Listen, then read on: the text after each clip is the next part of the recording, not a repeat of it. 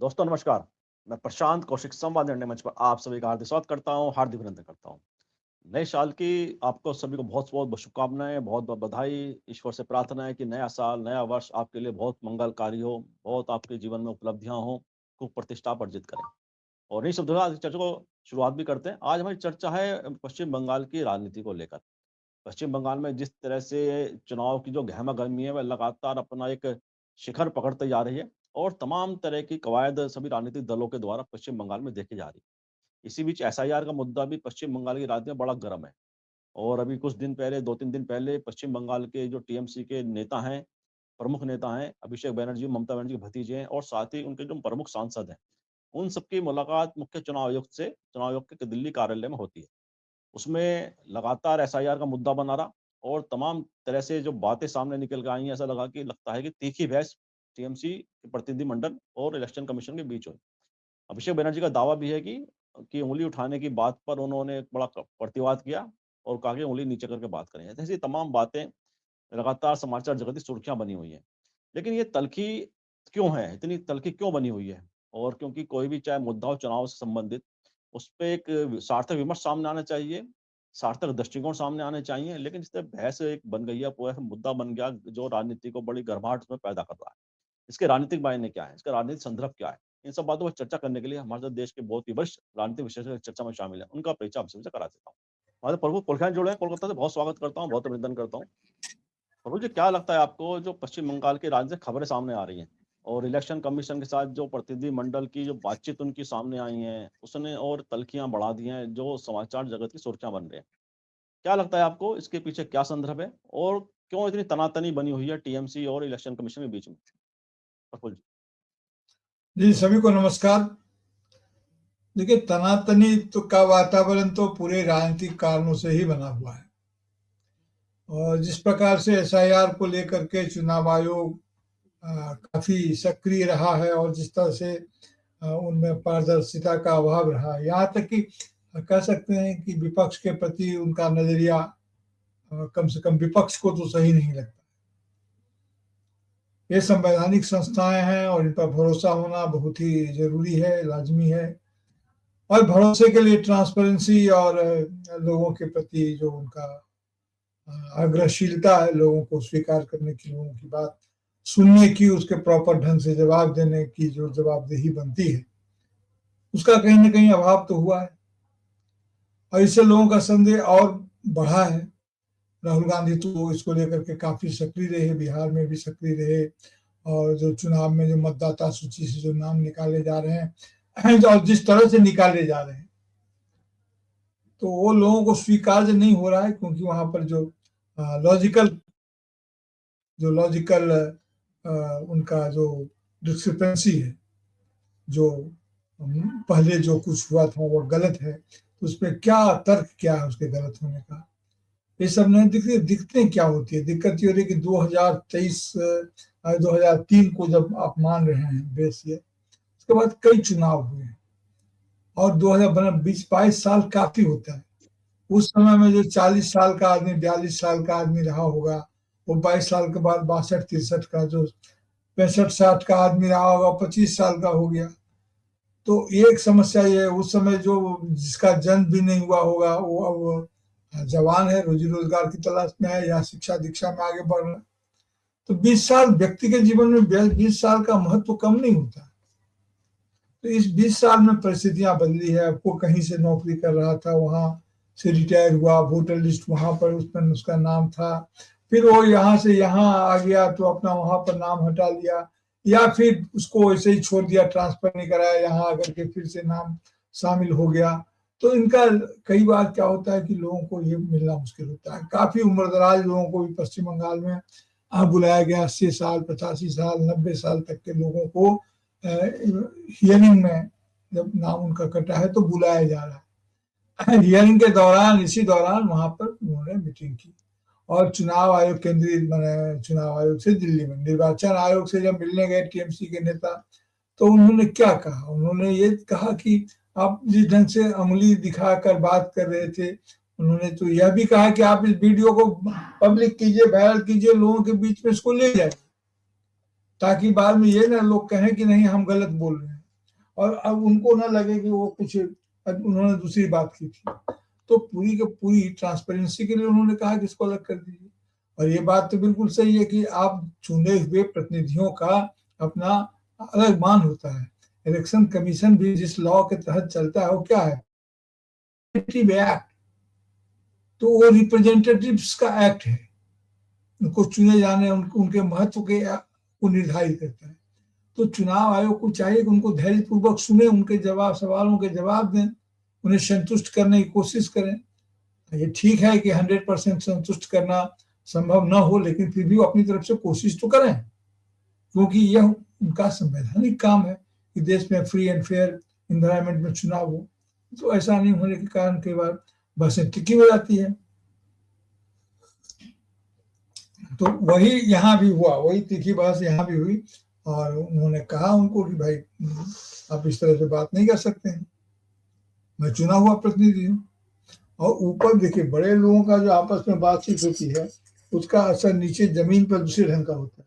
जमीन पर जो लोग होते हैं वे लोग कार्यकर्ता लेवल पर उसका असर ये होता है, क्योंकि अभी भी भारत में डेमोक्रेसी के होने का नतीजा ये है कि लोग अपने प्रतिनिधि में अपने को देखते हैं, अपने अधिकारियों में अपनी पहचान नहीं खोजते हैं, अपनी प्रतिनिधियों में अपनी पहचान खोजते हैं और उनके साथ अधिक अपने को आइडेंटिफाई करते हैं।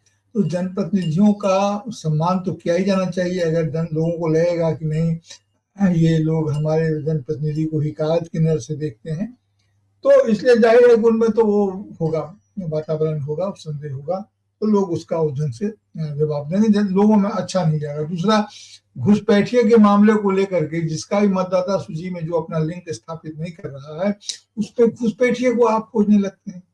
घुसपैठिया एक बहुत खतरनाक टर्म है जो आप हर किसी को नहीं दे सकते हैं। यहाँ कई लोगों की जाने गई हैं। और आप जानते हैं, आज ममता बनर्जी ने ये कहा कि प्रत्येक जिला में जो बीएलओ और एसआईआर के दरमियान एसआईआर की प्रक्रिया से प्रभावित होकर जिन लोगों की जाने गई हैं उनका स्मारक बनवाएंगी। कितनी बड़ी बात है ये। में अगर बीएलओ के तहत जान गंवाने वाले लोगों का स्मारक बनेगा तो ये कौन सी स्थिति उत्पन्न होगी। ये बात नोटबंदी के समय में किसी ने नहीं सोची थी कि नोटबंदी के कारण जिनकी जान जिस इलाज गई थी बैंक के सामने ही उसका स्मारक बनाओ, उस ब्रांच के सामने ही उसका स्मारक बना दो कि इस बैंक में नोटबंदी कराने की लाइन में लगने के कारण इतने लोगों का यहाँ पर निधन हुआ था। कैसी अभद्र स्थिति होगी। लेकिन सरकार कंपेल करती है बार बार और इस तरह के प्रयोजन हो जाते हैं। तो जाहिर है कि इसमें तलखी तो बड़ी है और यही तलखी है। जी जी जी, जैसा आपने कहा कि तलखियां तो बड़ी हैं और पूरा जो राजनीतिक विमर्श है वह भी एक अलग दिशा में जाता दिखाई दे रहा है इस मुद्दे के कारण। तो जो तमाम मुद्दे हैं जो आम आदमी से जुड़े मुद्दे हैं, जैसे आपने घुसपैठे का मुद्दा बड़ा गंभीर मुद्दा है और किसी को भी घुसपैठिया बता देने का एक रिवाज सा चल गया। हम देखते हैं कि भारतीय राजनीति के अंदर अपने से असहमत विचार जो या अपने से असहमत अगर कोई समर्थन कोई किसी को दे रहा है तो घुसपैठे का तो मतलब एक ऐसा एक बन गया है कि जिसे हम किसी पे भी चस्पा करने की एक मुहिम सी दिखाई देती है। तो ये मानसिकता जिस तरह की डेवलप हो रही है देश के अंदर विभिन्न प्रांतों में, हम देखते हैं कि नफरत और घृणा का जो विचार है वह लगातार पोषित किया जा रहा है। तो इसके जो राजनीतिक संदर्भ है और राजनीतिक मायने कितने गंभीर हैं, आने वाले समय में कितनी एक खतरनाक स्थिति हो सकती है जिसके दुष्परिणाम देश के लिए हो सकते हैं, क्या लगता है? देखिए, धीरे धीरे हमारे देश में या कहीं भी आज के समय की सबसे बड़ी समस्या क्या है? सबसे बड़ी समस्या यह है कि ट्रस्ट डेफिसिट, किसी का किसी पर भरोसा नहीं रह गया है। और लोग तभी तक किसी को अच्छा मानते हैं जब तक उसके किसी बुरे काम का नतीजा सामने नहीं आता, तब तो उसके किसी बुरे काम का पर्दाफाश नहीं होता है। लोग अब इस तरह की बात समाज करने लगे हैं कि अच्छा बुरा नहीं होता है। अच्छा वह है जिसका बुरा चेहरा सामने नहीं आया है, बुरा वह है जिसका बुरा चेहरा सामने आ गया। अच्छा अच्छे की बात वो नहीं कर रहे हैं, ये बहुत बड़ा लॉस है। कोई किसी पर विश्वास नहीं कर रहा है। और ये वातावरण को शुद्ध करना, अच्छा करना, भरोसा करना, सिस्टम पर लोगों को भरोसा होता है। अगर एक गाड़ी हमको यहाँ से 5 बजे हम गाड़ी पर बैठेंगे तो हम 9:05 पर अमुक जगह पहुंच जाएंगे ट्रेन से, अगर ऐसा नहीं होता है, बार बार नहीं होता है, तो विश्वास टूटता है। तो पंक्चुअलिटी पर जो लोग इतना जोर देते हैं, क्यों देते हैं? क्योंकि पंक्चुअलिटी वो पहला स्केल है जिस पर विश्वसनीयता कसी जाती है। पहली टेंडेंसी है कि आपका फिर में टाइम लीकेज वगैरह, तो दूसरी चीजें प्रसंग तो आ रहा है कि आपने जो वायदा किया था वो आप निभा रहे हैं कि नहीं निभा रहे। तो संवैधानिक संस्थाओं के प्रति भी लोगों के मन में विश्वास कम हुआ है। दिन पर दिन असमानताएं बढ़ती जा रही है। हमारा संविधान का कॉन्स्टिट्यूशनल कमिटमेंट तो समानता का ही है, न्याय का है। बिना समानता के न्याय का कोई मतलब नहीं है, न्याय मिल ही नहीं सकता है। तो ठीक है कि समय एकदम फॉर्मल इक्वालिटी, फॉर्मल समानता नहीं हो सकती है, लेकिन एक लॉजिकल इक्वालिटी तो हो सकती है, होनी चाहिए, उस दिशा में कोशिश करनी चाहिए। लेकिन यहाँ पर तो एकदम इलॉजिकल इनइक्वालिटीज है। एक ही संविधान से शासित होने के बावजूद आपके लिए कानून कुछ है, मेरे लिए कानून कुछ है, तो इससे लोगों का विश्वास घटता है। लोकतंत्र विश्वास उपजाने का ही एक माध्यम है, इसलिए ये जरूरी है। जी। अच्छा, जैसा आपने कहा कि लोकतंत्र की जैसे आपने बात की, और हम अगर पश्चिम बंगाल के राजनीति की जो विचार हैं, जो लोगों के मन में जिस तरह के विचार राजनीतिक भावनाएं रहती हैं, उसको हम देखें, अगर शुरुआत से देखें तो कांग्रेस ने एक लंबे समय तक शासन किया पश्चिम बंगाल के अंदर। उसके पश्चात वाम मोर्चा ने लंबे समय तक शासन किया। उसके बाद ममता बनर्जी ने वो लंबे समय तक शासन की धुरी बनी हुई है। ऐसे में पश्चिम बंगाल के जो मतदाता है, जो वहाँ का वोटर है, जो आम नागरिक है, क्या वह एक ही राजनीतिक दल पर एक लंबे समय तक विश्वास रखता है? चाहे कांग्रेस के समय उन्होंने किया हो, चाहे वाम मोर्चे पे किया हो, ममता बनर्जी पे कर रहे हैं। तो वहाँ का जो ट्रेंड है राजनीति का, क्या एक व्यक्ति पे है या एक राजनीतिक दल पर, एक राजनीतिक विचार पर लंबे समय तक विश्वास करने का उनका एक ट्रेंड है, उनकी परंपरा है? क्या लगता है आपको? और उसमें क्या वर्तमान समय में क्या स्थिति उस विचार को लेकर आप देखते हैं? देखिए, पहली बात तो यह है कि लंबे समय तक कांग्रेस ने कभी शासन नहीं किया। 1947 में देश आजाद हुआ, 1952-51 में पहला इलेक्शन हुआ, और 67 तक आते आते स्थिति खराब होने लगी। और उसके बाद फिर कांग्रेस का शासन टूटा। फिर बांग्ला कांग्रेस बोल के कांग्रेस आया, जिसके साथ सीपीआईएम का गठबंधन हुआ। तो अजय मुखर्जी उसके मुख्यमंत्री हुए, ज्योति बाबू डिप्टी सीएम हुए, और बाद में फिर सेकंड 2 बार हुआ, और सेकंड बार वो उसके फाइनेंस मिनिस्टर भी हुए। तो सत्ता बदल तो 15-20 साल में हुआ, तो लंबे समय तक तो हुआ नहीं। हाँ, वामफ्रंट का शासन जरूर उसकी अपेक्षा कुछ ज्यादा हुआ। गुल्यमा हमारा 75, 76, 78 साल तो हमारी आजादी के हुआ है। तो अब इतने साल में जो चुनाव हमारे हुए हैं, तब से अगर हम जोड़ें तो कांग्रेस के उतने दिन, और फिर 34 साल करीब वामफ्रंट का, और अब ममता बनर्जी का बीच में और 2 सरकारें बनी है। बीच में सिद्धार्थ शंकर राय के नेतृत्व में भी सरकार बनी थी। तो लंबे समय तक तो यहाँ किसी एक दल का शासन रहा। हाँ, एक स्टेबिलिटी, एक कंटिन्यूटी यहाँ पर जरूर रही। जब वामफ्रंट का समय था, उसमें कुछ संगठन का योगदान था, कुछ तत्कालीन परिस्थितियों का योगदान था। देखिए, बंगाल ने इतने विभाजन को देखा है ना, कि इसे अस्थिरता से डर लगता है, अस्थिरता हमें परेशान करती है। और जाहिर है कि अस्थिरता जब हमें परेशान करेगी, तो हम कहीं ना कहीं स्थिरता की तलाश करेंगे, और वह हमको अंतर्मुखी भी बनाती है। हम बाहरी दुनिया से कटते हैं। तो हमारी मानसिकताओं को समझने के लिए भी बहुत सारे प्रयास किए जाने चाहिए, केंद्र को करना चाहिए। और इसको बोलते हैं मेधा संपन्न राज्य। भाई, आपके जो भी नोबेल लॉरेट्स मिले हैं यहाँ से, पश्चिम बंगाल से, अब तक तो एशिया से एक ही हुआ है।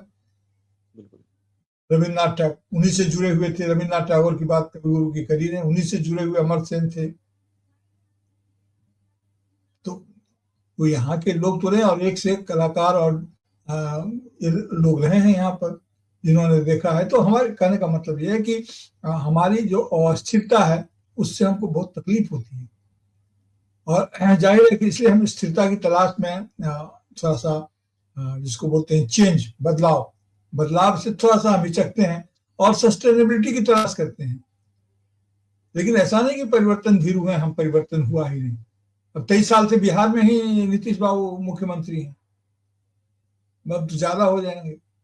तो क्या कहेंगे, बिहार के लोगों ने लंबे समय से चेंज पसंद नहीं करते हैं, या वहां पर कोई पर्सनैलिटी। तो ये लोकतंत्र में ये होता है, और ये कोई बहुत लंबा समय नहीं है। अब ये कुछ स्वाभाविक कारणों से होता है, कुछ के पीछे तकनीक होती है, कुछ के पीछे और भी कई कारण होते हैं, इसके कारण होता है। लेकिन हाँ, जो लोग परिवर्तन को हवा देना चाहते हैं, पश्चिम बंगाल की राजनीति में ममता बनर्जी भी जब आई थी तो परिवर्तन का नाम लेके भी ही आई थी। उन्होंने भी ये कहा था कि लोग परिवर्तन चाहते हैं। और अभी भी जब विपक्ष यानी कि भारतीय जनता पार्टी इस बात की कोशिश कर रही है, तो वह भी परिवर्तन को जीवन का स्वाभाविक हिस्सा बना करके कर रही है। जब परिवर्तन अपने पक्ष में हो तब लोगों को बड़ा अच्छा लगता है, और जब परिवर्तन विपक्ष में हो तो लोगों को लगता है ना ना ना ना, परिवर्तन नहीं चाहिए। तो अभी ममता जी को परिवर्तन नहीं चाहिए। लेकिन हाँ, एक नागरिक विश्लेषक के नाते अगर पूछेगा हमसे कि क्या अभी परिवर्तन की स्थिति पश्चिम बंगाल में है, यहाँ के लोग क्या परिवर्तन के मूड में हैं, क्या लगता है, तो मुझे लगता है कि यहाँ परिवर्तन का कोई मूड है या कोई हवा चल रही है। यहाँ कोई अच्छा, ऐसी इसमें बात नहीं। इसमें एक चीज और जोड़ूंगा साथ में, क्या सेकुलरिज्म का मुद्दा भी पश्चिम बंगाल की राजनीति में बड़ा मुख्य है? क्योंकि जितनी भी सरकारें रही हैं वहां पर, कहीं ना कहीं सेकुलरिज्म के सिद्धांत को मानने वाली सरकारें रही हैं, क्या कांग्रेस की हो, वाम मोर्चा की हो, या ममता बनर्जी की हो। तो कहीं ना कहीं वो सिद्धांत ज्यादा मजबूत है क्या पश्चिम बंगाल की राजनीति में ये वाला? नहीं, देखिए, कुछ बुनियादी चीजें हैं जिसे मान के चलना होगा, और बुनियादी चीजें जो बाहर के लोग कम समझ पाएंगे, कि पश्चिम बंगाल में एक विधिवत पुनर्जागरण, रिनेशा नवजागरण का दौर शुरू हुआ, विधिवत। हाँ, यूरोपीय नवजागरण से वह भिन्न है, लेकिन ज्ञानोदय यहाँ पर निश्चित रूप से हुआ। यहाँ उसकी आकांक्षा निश्चित रूप से जगी। पूरी की पूरी आकाशगंगा है। अब राजा राम मोहन राय से लेकर के एकदम नीचे तक चले आइए, आजादी की लड़ाई के आंदोलन और उसके बाद के प्रशासन, तो एक लंबा अनुभव है। यही राजा राम मोहन राय भी होते हैं, यही विवेकानंद भी होते हैं, यही रामकृष्ण भी हैं, यही रविन्द्रनाथ ठाकुर भी हैं, यही देवेंद्रनाथ ठाकुर, पर बहुत सारे लोग जो हैं पूरी पूरी आकाश गंगा है। तो उसका असर तो पड़ा है। यही नजरुल है, कवि नजरुल। मेरे कहने का आशय सिर्फ यह याद दिलाना है, ये किसी आत्म प्रशंसा की बात नहीं है, लेकिन यह याद दिलाने की जरूरत है कि यहाँ के लोगों का स्वभाव ऊपर से चाहे जैसा दिखता हो, यहाँ इनका स्वभाव इन सबों के होने से बना है। यहाँ के स्वभाव का जो रसायन है, जो केमिकल है, वह भीतर भीतर एक है, और उसके बाहरी स्वरूप में जो भी अंतर आता हो, यहाँ पर जो जातिवाद है हिंदू धर्म का नासूर, वह उस जातिवाद का भी वैसा स्वरूप पश्चिम बंगाल में नहीं है, या पूरे बंगाल में नहीं है, जैसा कि हिंदी पट्टी में है। इसलिए वहां के लोग समझ ही नहीं सकते हैं, माने इंटेलेक्चुअली समझ सकते हैं, इमोशनली नहीं समझ सकते। इमोशंस से आपको उसका एहसास नहीं हो सकता है कि क्या चीज है जिनको एक कर देता है। वो सूक्ष्म रसायन है। इसीलिए यहाँ पर एक भिन्न तरह की स्थिति उत्पन्न होती है, भिन्न तरह का वातावरण होता है, जिसको आप उस ढंग से नहीं नाप सकते हैं। अभी तो कल हम लोग चर्चा कर रहे थे, 1 तारीख कल बीता ना, तो महार जो शौर्य दिवस है, जो दलित संदर्भ है, भीमा कोरेगांव के संदर्भ में बातचीत कर रहे थे हम लोग। उसमें यही बात थी कि भाई इतने लोगों ने अपने जान गंवाए वहां, इस तरह की बातें हुई। तो सेकुलरिज्म का 2 पार्ट है। हमने सेकुलरिज्म को, चूंकि हमारा देश आजादी के समय ही धर्म के नाम पर क्षतिग्रस्त हुआ, विभाजन हुआ, विभक्त हुआ, विखंडित हुआ, इसलिए हमें हमारे हर प्रयास में, हर एकता में सिर्फ हिंदू मुस्लिम एकता की बात दिखने लग जाती है। हमारे हर विखंडन में सिर्फ हिंदू मुस्लिम विखंडन की बात दिखने लगती है, और हमारा सेकुलरिज्म इस एकमात्र विखंडन के खिलाफ इस्तेमाल किए जाने वाला उपकरण दिखता है। सेकुलरिज्म का संदर्भ सिर्फ हिंदू मुसलमान से नहीं जुड़ता है सर। सेकुलरिज्म का अर्थ, उसकी संभावना, उसकी आकांक्षा, उसकी अपेक्षा पूरी जीवन पद्धति से जुड़ती है। राजनीतिक रूप से सेकुलरिज्म शब्द का इस्तेमाल करना एक अलग बात है, लेकिन वास्तव में सेकुलरिज्म का एक व्यापक अर्थ है। सेकुलरिज्म का अर्थ सिर्फ ये होता है कि ऐसे किसी भी मामले में जिस पर मनुष्य का कोई कंट्रोल नहीं हो, व्यक्ति का कोई नियंत्रण नहीं हो, ऐसे मामले में उसके ऊपर उसके गुण दोष के लिए उसे जवाबदेह ठहराना सेकुलरिज्म के खिलाफ जाना है। सेकुलरिज्म कहता है कि जिस मामले में व्यक्ति का अपना कोई कंट्रोल, नियंत्रण नहीं था, उस मामले को लेकर के अगर आप उसके बारे में कोई वैल्यू जजमेंट करते हैं, कोई मूल्य निर्धारण करते हैं, तो आप संप्रदायवादी रुख अख्तियार करते हैं। मतलब मैं गोरा हूं या काला हूं, इस पर मेरा कोई नहीं है। मैं नाटा हूं, लंबा हूं, भारतीय हूं, बिहारी हूं, यूरोपीय हूं, कुछ भी हूं, हिंदू हूं, मुसलमान, उसमें मेरा कोई योगदान नहीं है व्यक्ति का। लेकिन इसी आधार पर जब आप हमारा वैल्यू जजमेंट करेंगे, हमारा व्यक्तित्व का मूल्यांकन करना शुरू करेंगे, तो आप संप्रदायवादी होंगे। अगर हम दलित हैं तो, हम गरीब हैं तो संप्रदाय धर्मनिरपेक्षता, असल में यहाँ पर धर्म, अब कहेंगे कि धर्मनिरपेक्षता से फिर इसका क्या अर्थ हुआ, तो धर्म के कई अर्थ हमारे शास्त्रों में। धर्म का अर्थ गुण है, धर्म का अर्थ कर्तव्य है, तो धर्म के कई अर्थ हैं। उन सबसे निरपेक्ष होने की बात नहीं है। निरपेक्ष सिर्फ यह होना है कि मनुष्य के मूल्यांकन में मनुष्यतर, व्यक्ति के नियंत्रण से बाहर की किसी चीज को पर निर्भर न करना ही धर्मनिरपेक्षता है। अब निरपेक्षता ही यहाँ धर्म है। निरपेक्षता अपने आप में एक नागरिक धर्म है। तो मैं ये कह रहा हूं, इसलिए पश्चिम बंगाल के लोगों में जो आपने शासन कहा तो रहा है, अब पूरे भारत में स्वभाव है। आप कहाँ का नहीं कहेंगे भाई, उत्तर प्रदेश में जोगी जी हैं, वो जिस ढंग से वो एक बार भी कहें कि नहीं वो धर्मनिरपेक्ष नहीं है। 10 साल के शासन से कुछ आता जाता नहीं है। लोग उत्तप्त हो गए हैं, उत्तेजित हैं। एक आपातकालीन स्थिति आपने तैयार करके उनको दे दी गई है, उसमें वो फंसे हुए लोग हैं, तो ऐसा दिखता है। तो भारत के बहुलांश हिस्से में, बहुलांश इसको जो ओरिजिनल मानसिकता है, वह मनुष्य की क्षमता पर विश्वास करता है। कण कण में भगवान की कल्पना करने वाला, भगवान की घोषणा करने वाला आदमी किसी दूसरे मनुष्य में बिना जाने समझे कैसे उसको अपना दुश्मन बना लेता है। तो सिद्धांत के स्तर पर कुछ है, व्यवहार के स्तर पर कुछ है, ये जो चीजें हैं, और तब लगता है कि सारी चीजें जाल है। तो पश्चिम बंगाल में इसलिए कि सुख दुख ने हमें एक किया है। दुख हमें तोड़ता भी है, दुख हमें बांटता भी है, लेकिन दुख हमें एक भी करता है। पश्चिम बंगाल के लोगों को दुख ने एक किया है, एक दूसरे के दुख के साक्षी रहे।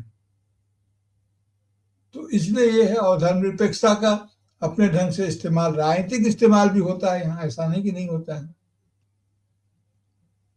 होता, दोनों पार्टी करते हैं। अभी ही तो अमित शाह ने कहा, एक पत्रकार को जवाब में देते हुए हमारे गृह मंत्री ने कहा, उन्होंने कहा कि भाई क्या है कि अभी यहाँ जो हुमायूं कबीर एक मस्जिद बना रहे हैं, तो उसका सम्मान, उन्होंने कहा कि वो तृणमूल से निकाले गए एक नेता मस्जिद बना रहे हैं, तृणमूल खुद मंदिर बना रही है, तो ऐसा क्यों हो रहा है। उन्होंने कहा कि इसका सवाल तो आपका जायज है, लेकिन एड्रेस गलत है। ये हमसे क्यों पूछ रहे हैं, उनसे पूछिए। वेरी स्मार्टली, सवाल सही है, एड्रेस गलत है। जबकि एड्रेस भी सही था, लेकिन अपने कारणों से उन्होंने इसको किया है। तो पोलराइजेशन के लिए वो कर रहे हैं। तो पोलराइजेशन, देखिए, पोलराइजेशन जब फेल होता है तो रेडिकलाइजेशन हो जाता है। अब इनकी राजनीति रेडिकल हो रही है। अब ये जिस तरह के तलवार, हथियार आदि आदि बांटने की बातें दिखाई जाती है, सामने आ जाती है, भयानक है ये सब कहीं हमें आगे ले जाने के लिए नहीं है जी। इसलिए चुनाव आयोग से जो भी तनाव है वो तो टेम्पोररी है, चुनाव तक है। आज बिहार के लोगों का या बिहार में आधारित पार्टी का चुनाव आयोग से कोई तनाव नहीं है। चुनाव हो गया भाई। एक नीतिगत मामला अब ऐसा लगता है कि जब पहले बंगाल के लोग, हाँ, केंद्र में तृणमूल कांग्रेस के लोग भी एक साथ थे, सभी एक साथ थे। केंद्र में जब होगा तब शायद सभी साथ रहें, सभी दल के एमपी और नेतागण साथ रहें, ये बात संभव है। लेकिन अभी क्षेत्रीय स्तर पर जहां दिखता है, अब बिहार में, अब कल यहाँ भी चुनाव हो जाएगा, यहाँ भी तनाव नहीं होगा, लेकिन दिल्ली में तनाव बना लेगा। एक बार दिल्ली में भी चुनाव हो जाए तो फिर चुनाव की जरूरत ही नहीं पड़ेगी, फिर तो सभी दोस्त हो जाएंगे। तो तनाव तो दो शक्तियों में होता है ना, जब शक्ति के दो केंद्र मिट जाएंगे तो। अब कुछ लोग ये कह रहे हैं, प्रधान जी गजब है कि यहाँ चुनाव है, ये है, वो है, 50 अंगे हैं, और फिर राज्य सरकार दिस दैट या और चूंकि चीन में ये सब नहीं है, देखिए कितना फटाफट काम होता है। हाँ, ये भी एक नई थ्योरी पेश करने लगे हैं लोग, कर रहे हैं। इनकलाब जैसे नारे पर अब लोग बोल रहे हैं कि नहीं ये उसमें इतस्तता करें। अब बताइए कि अब ये तो ऐसे लोग हैं जो अच्छे चश्मा का सपना दिखा करके आपकी आंख फोड़ दें। बिल्कुल कि आप आंख फोड़ लो और ये चश्मा ले लो तो आपको अच्छा दृश्य दिखेगा। ये मुफ्त में सोने की बैसाखी देने का वादा करके लोगों को टांग कटवाने के लिए तैयार कर लें। तो ये सब हो रहा है आपके डेमोक्रेसी में। और चाइना ऐसा वातावरण होगा तो इतना बात बोल नहीं पाते, वहां छिट्टी पिट्टी गुम हो जाती है। यहाँ का वातावरण तो यहाँ वो बात नहीं चलेगी, लेकिन लोग उसकी ही पैरवी करने लगे कि इसकी क्या जरूरत है। मैंने पहले कहा था कि वन नेशन वन इलेक्शन नहीं, one nation no election. Election क्या जरूरत है? तो जो जब सब उन्हीं को करना है, तो तरह तरह के सगुफे छोड़े जा रहे हैं, इसलिए भी तनाव है। भाई ये होना चाहिए कि नहीं होना चाहिए। अब आप चुनाव के खिलाफ अधिकृत लोग बोल रहे हैं, मजबूत लोग बोल रहे हैं, बहुदलीय व्यवस्था के खिलाफ लोग बोल रहे हैं, जिम्मेवार लोग बोल रहे हैं, उच्चतम स्तर से बोला जा रहा है। भाई संविधान, पार्लियामेंट में बात कर लीजिए ना, चुनाव होना चाहिए कि नहीं होना चाहिए। सही बात। हाँ, फ्रीडम ऑफ एक्सप्रेशन है, फ्रीडम है, आप एक्सप्रेस कर सकते हैं, अपना मत दे सकते हैं, दीजिए, अच्छा है। लेकिन सरकारी पद पर जब आप रह करके स्टेटमेंट देते हैं, उसी पद पर बैठ करके स्टेटमेंट देते हैं, महत्वपूर्ण लोगों के हिसाब से स्टेटमेंट देते हैं, तो उसका कुछ अतिरिक्त महत्व होता है। इसलिए ये चिंता की बात है।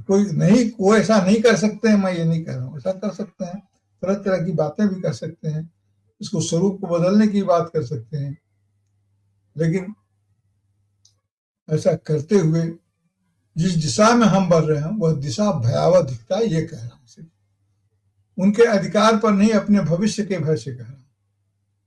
जी जी जी जी।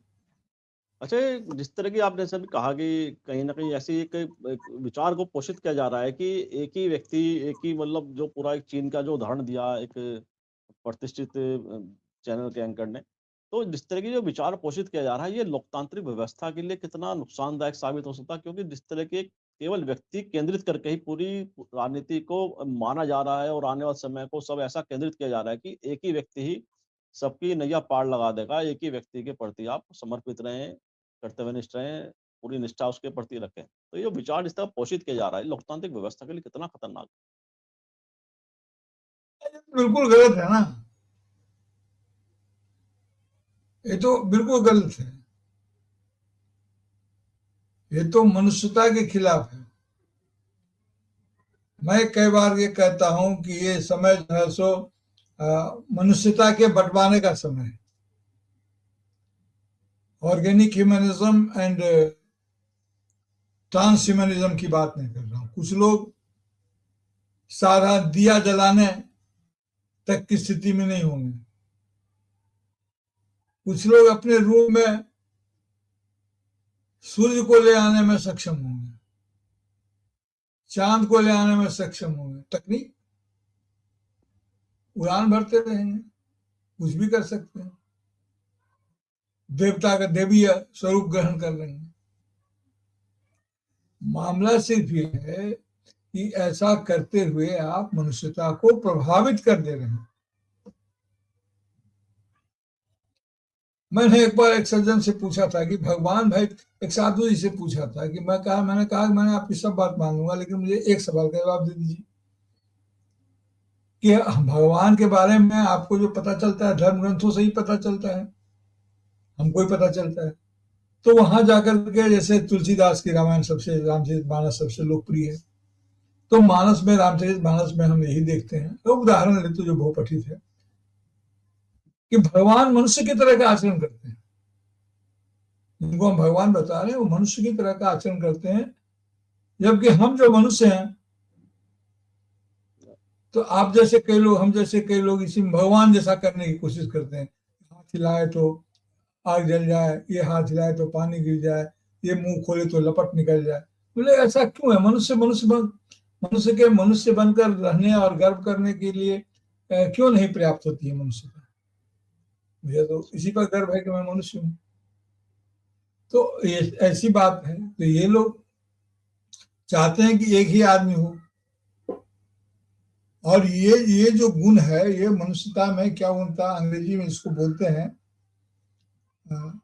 Unity of command, USC. Administration में भी लोग बोलते हैं कि इसको बोलते हैं यूनिटी ऑफ कमांड होना चाहिए, कि एक आदमी को एक ही जगह से आदेश मिलना चाहिए। जो समान लोगों में नहीं होता है, इसी पर पूरा एडमिनिस्ट्रेशन गठित होता है, एक जगह से कमांड मिले। अब एक आदमी कुछ बोल रहा है, एक आदमी कुछ बोल रहा है, ऐसे में करने वाला क्या करेगा? तो ये बना दिया गया, मान लिया कि एक ए है जिसके अंदर में 5 लोग XYZ हैं, 4 आदमी हैं XYZ, ये चारों ए की बात सुनेंगे, ए जो कहेगा वो सुनना होगा। और इसी तरह से जो ABC होंगे वो किसी Z1 की बात सुनेंगे या Z2 की बात सुनेंगे। तो ये जो चेन बनता है, उसमें उसकी जरूरत होती है कि आदमी चाहता है कि हम यूनिटी ऑफ कमांड में रहे, कि एक ही आदमी से हमको आदेश मिले, एक ही सत्ता से मिले, एक ही जगह से मिले। तो इससे उसे लगता है कि फिर अगली बार वो जवाबदेही की स्थिति में नहीं होगा। जवाबदेही जो लोग नहीं स्वीकार करते हैं, उनको यूनिटी ऑफ कमांड की बड़ी जरूरत होती है। अगर 2 आदमी हमको आदेश देने वाला होगा तो हमको होगा ना भाई कि हम अगर ए की बात सुनेंगे और बी की बात नहीं सुनेंगे तो हम पकड़े जाएंगे। जब स्थिति ऐसी बने कि बी का कोई अस्तित्व ही नहीं रहे, तो जवाबदेही मेरी तो ऐसी खत्म होगी ना कि ए ने कहा हमने कर दिया। तो ये जवाबदेही से भागने के लिए, अपने दोष को छिपाने के लिए, सबसे बड़े पर्दे का नाम, पर्दे की तलाश में लोग भगवान का नाम लेते हैं। अन्याय हुआ तो, न्याय हुआ तो, अच्छा हुआ तो हुआ, प्रभु की यही मर्जी है।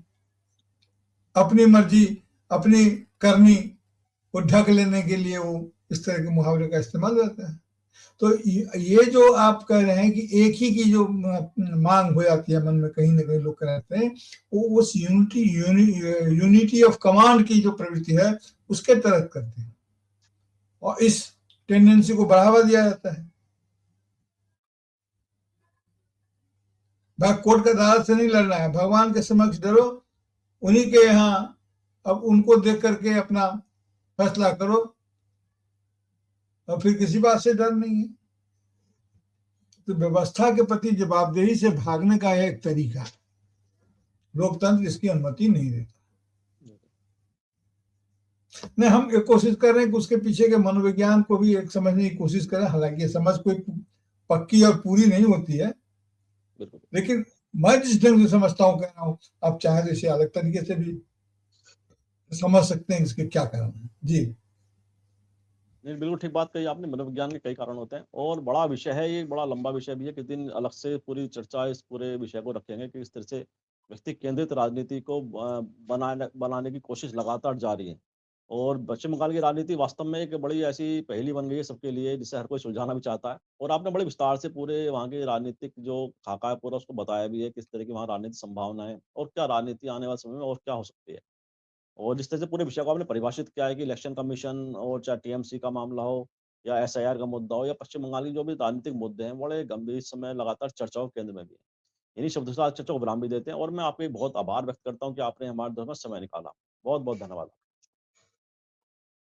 और मैं आप सभी से भी आग्रह करता हूँ, लाइक करें, शेयर करें, कमेंट करें। साथ ही समाज इंडिया यूट्यूब चैनल को सब्सक्राइब से बेल आइकन अवश्य दबाएं, इससे चैनल के अपडेट आपको समय से मिलते रहे। एक आग्रह और हमारा, आप देखो ज्वाइन का बटन है नीचे, ज्वाइन पे क्लिक करें, चैनल को ज्वाइन करें, क्योंकि आपका सहयोग हमारे लिए बहुत ही अनमोल है, बहुत ही महत्वपूर्ण है। और कमेंट बॉक्स में मेरी प्रतिक्रिया को अवश्य लिखें, क्योंकि आपकी प्रतिक्रिया से हमें पता चलता है कि हमारी चर्चा को कैसी लग रही है। आपको सुझाव देना चाहते हैं वो भी दीजिए, क्योंकि आपके सुझाव से हमारा मार्गदर्शन होता है, हौसला अफजाई होती है। साथ ही पुनः आग्रह कि समाज इंडिया यूट्यूब चैनल को सब्सक्राइब अवश्य करें और बेल आइकन दबाओ। साथ ही चैनल का लिंक अपने सभी अपनों को जरूर शेयर करें, क्योंकि आपके सहयोग से हमें आगे बढ़ने में हमें सफलता मिलती है। आप सभी का पुनः बहुत बहुत आभार, बहुत बहुत धन्यवाद।